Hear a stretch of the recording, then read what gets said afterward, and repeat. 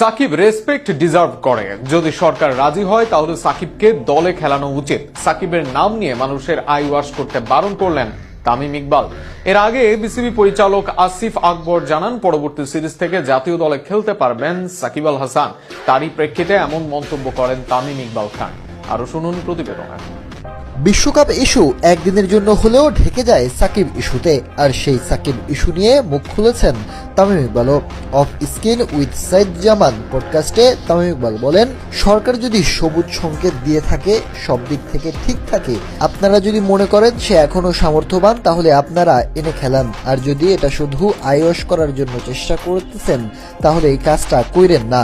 কারণ আমি মনে করি সাকিব সেই রেসপেক্টটা ডিজার্ভ করে।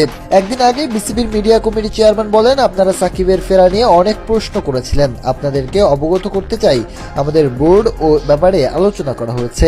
তিনি আরো বলেন, বোর্ড সর্বসম্মতিক্রমে সিদ্ধান্ত গ্রহণ করেছে সাকিব আল হাসানের অ্যাভেলেবিলিটি, ফিটনেস এবং এক্সিজিবিলিটি, আর সেখানে খেলা হবে ওখানে যদি প্রেজেন্ট থাকার মতো ক্যাপাসিটি থাকে, অবশ্যই বোর্ড বা সিলেকশন প্যানেল সাকিব আল হাসানকে পরবর্তী সময়ে সিলেকশনের জন্য বিবেচনা করবে। সাকিব আল হাসান যদি অন্যান্য গ্লোবাল টুর্নামেন্টগুলোতে পার্টিসিপেট করতে পারে